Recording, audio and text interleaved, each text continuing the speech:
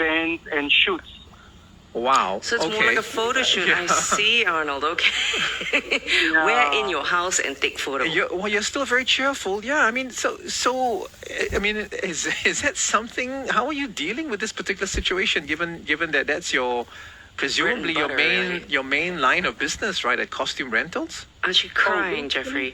Basically, we have to bring laughter and happiness to all our clients. So whether or not it's COVID, we still have to be happy.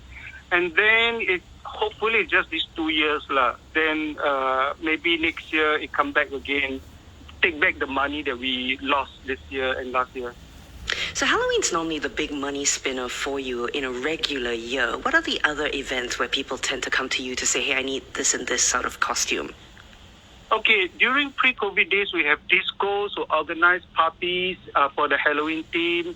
People will come in dressed up, and then before they dress up, they come to our office and rent the costume. Mm-hmm. And there are some dinner and dance who go in the line of Halloween, and then we decorate the entrance of the ballroom. We put coffin, we put the nun costume, the cross. Okay. Arnold. Gory stuff. D&D, Arnold. Ooh.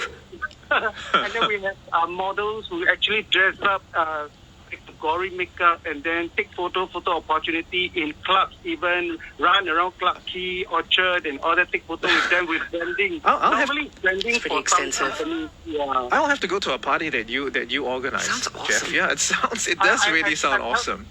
I can tell you one thing. Some of the clients are a little bit naughty, so they want us to dress sexy nurse costumes. Mm-hmm. Okay. So that would really attract a lot of men and take photo with them. I can imagine.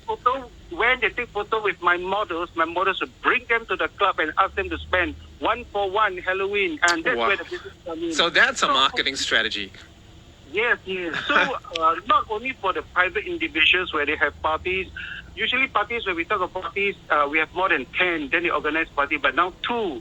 How to have party? So no party, no costume. Okay. So how have you been, surviving? How have you been bringing in a bit of revenue then for you and your staff?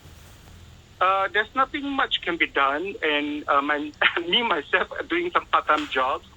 And then I'll downsize my office from a very big office of about 1,000 square feet to about 200 square feet.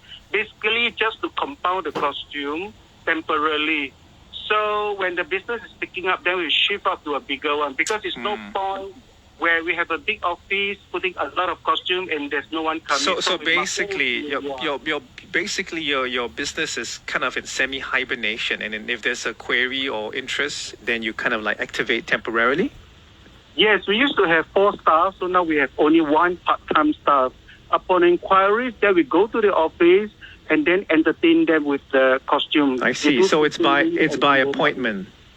Yes, by appointment. It's right. No point hanging there already. It's true. It's true. Did you bother bringing in any new costumes this year, Jeffrey, to follow the trends? Because I know trends are huge, right, for Halloween. Squid Game, for example. Did you bother with any of that tracksuity stuff?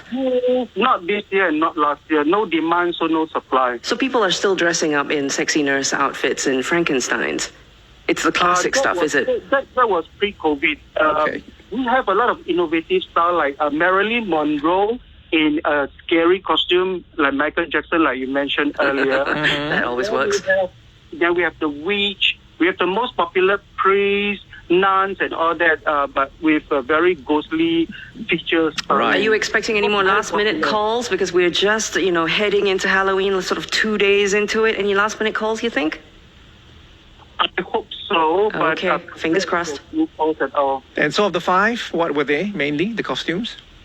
Basically, they choose the popular, those skeleton costume, Dracula costume. Okay. Those the most popular one. Right. Tried and tested. Okay, Jeffrey, thank you very much for talking to us, and hopefully your business and things will return to normal sooner rather than later. Jeff, Get the clothes out of the coffin. Thank you, Anna and Jasmine. All the best. Jeffrey Chung is Director of JCM Costume Rental.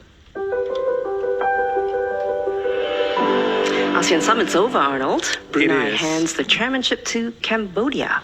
So the Cambodian Foreign Minister, Prak Sokhonn, is calling for the de-escalation of violence in Myanmar. Now, despite the notable exclusion of Myanmar The Brunei leader, Sultan Hassan al Bolkiah, believes that the country remains an integral part of the ASEAN family. So they talked about reopening borders over the last 3 days, ramping up vaccination, donation of vaccinations as well, and speeding up economic recovery. President Biden was there as well. Sharon Tia joins us now to wrap things up for us, Senior Fellow and Coordinator of ASEAN Studies Center at IC's Yusof Ishak Institute. Thanks for your time, Sharon. Hi, good morning.